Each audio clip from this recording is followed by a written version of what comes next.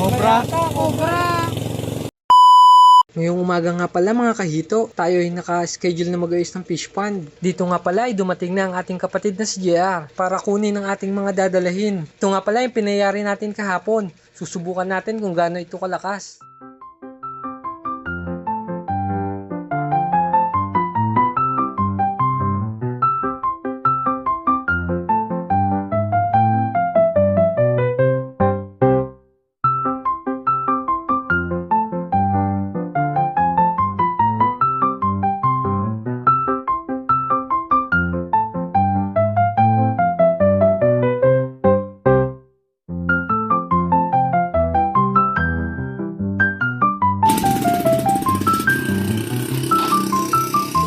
Dito nga ay nakumpleto na natin ang ating mga dadalhin. So paano? Tara na mga kahito! Stay hydrated! Dangers lurk, but we don't care. Thrill of risk is in the air. Push our limits, break the mold. Stories waiting to be told.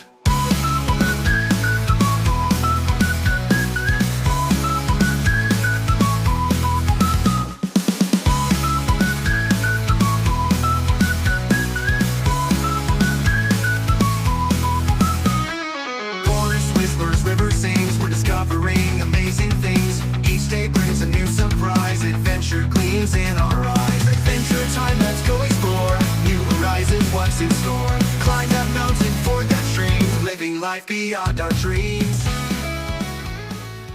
Dito nga ay nakarating na tayo at dito nga ay sinimulan na nating buhatin ang ating mga gagamitin. Naglakad na lang tayo dahil ayaw ipasok ng aking kapatid dahil nasisira daw ang bearing ng kanyang tricycle. Medyo malaylayo din pero kaya naman. Dito nga pala ay sinetap ko na ang ating water pump upang masubukan natin kung maganda ba talaga itong ating nabili. Kasama nga pala natin dito si Tatay at si Chip. Nakakatulong nga pala natin sila every Sunday dahil ito ay kanilang day off. Si Tatay nga pala ay nagtatrabaho sa isang pribadong kumpanya at si Chip naman ay isang security guard.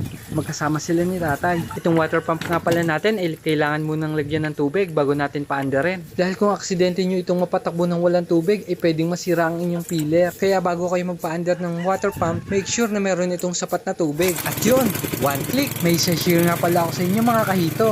Isang natatagong teknik. Dito ay kinukuha ko na ang ating sikretong sangkap. Ang putik. Nilalagyan ko nga pala ng putik ang suction hose para masiguradong walang hangin na papasok at hindi mahirapan ng ating water pump na humigop ng tubig. At dito nga mga kahito ay tama talaga tayo ng desisyon.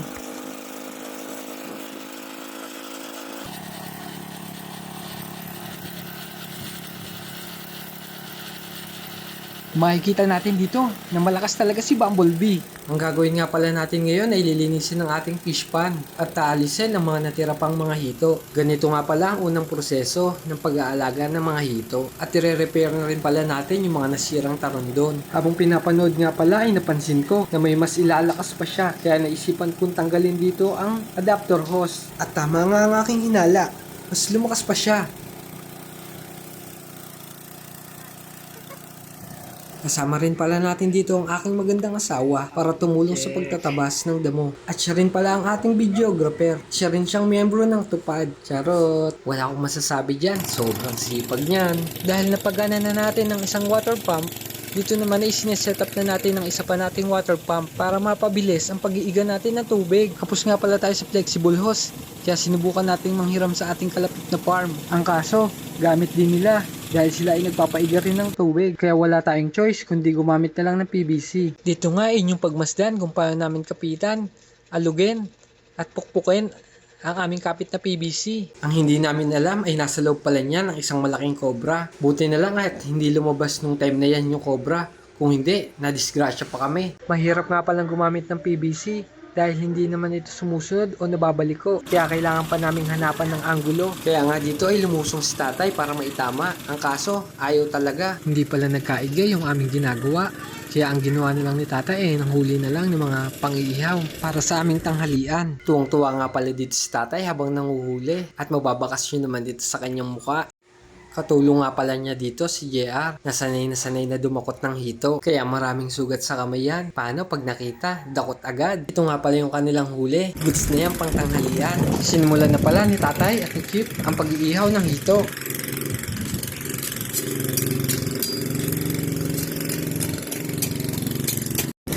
Inilipat nga pala namin ng water pump dahil nahihirapan kami. Kaya dito ko na lang naisipan na ipwesto. Nahihirapan pala ako na paandarin ito dahil parang barado. Yung pala, ito ang sumunod na pangyayari. Oo, ayos na. Yung, kaya pala. Ay, bumara. Cobra. Cobra.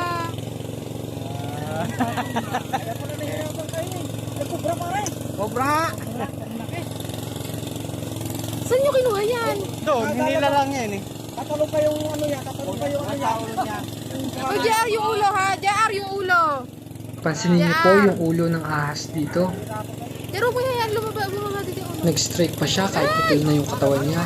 Kaya mga kahito, mag-iingat kayo pagka naharap kayo sa ganitong sitwasyon. Siguraduhin nyo na huwag nyo kakapitan kahit putol na ang ahas. Ang laki. Buhay pa. Pero mo ibaba. Yan lang.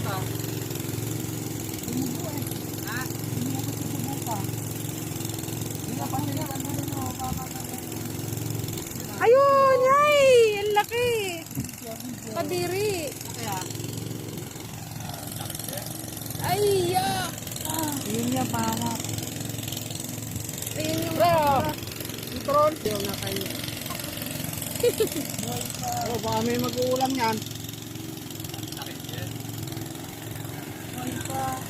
Oh, lagyan natin. Kalpak natin. Dahil tanghali na, kainan na. Ito nga pala yung aming pagsasalu-saluhan. Meron tayo ditong inihaw na hito. Siyempre at ang luto ng aking ama na tokwat baboy na may sitaw. Medyo napagod pala kami at kinabahan dahil sa ahas na nagpakita. Buti na lang at ligtas tayong lahat. Salamat pa rin. Kain tayo mga kahito. Kainan muna tayo. Ayun po tayo. Stop, may dito, may ano. may saging. Sa 10.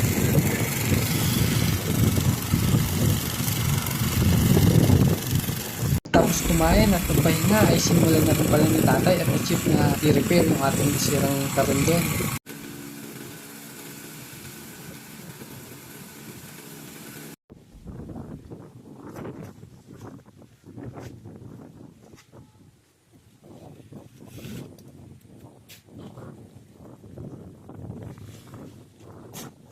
So yun mga kahito, tayo ay nagsimula ng imis ng ating fish pan para masimulan na natin ang ating pagpo-fry. Hapon na kaya ito yung aming natapos. Ayos namin yung banda doon. Siya. Ngayon sinisimot na lang yung mga natitirang hito. Medyo madami pa nga din eh. Siya. Sunod ay lalatagan na doon ang net para makapagsimula ng makapaglagay ng fry.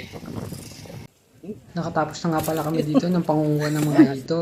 At dito ay namimili na sila tatay ng mga pang souvenir nila. Marami din palang namatay dyan dahil na-suffocate sa ilalim at hindi sila nakahinga. Ito nga pala yung huli natin gagawin. Kailangan natin gumamit ng kuryente sa part na to para masigurado natin na walang matirang hito. Pinakamahalaga to dahil kung may matira miski isa ay siguradong wala ring mabubuhay na fry kung hindi kakainin lang ng hito na yun. Update guys, yun nakauwi na tayo ngayon at maglilinis naman tayo ng ating mga ginamit. Ito meron tayo, yan, nasira siya. Hindi bumalik yung pambatak. Ayusin natin yan, tapos lilinisin natin itong isa. Ito ang anak ko ang hito, namatay na yung hito kaya gawa ng suffocate yata at natagalan silang walang tubig. So, yun lang. Peace.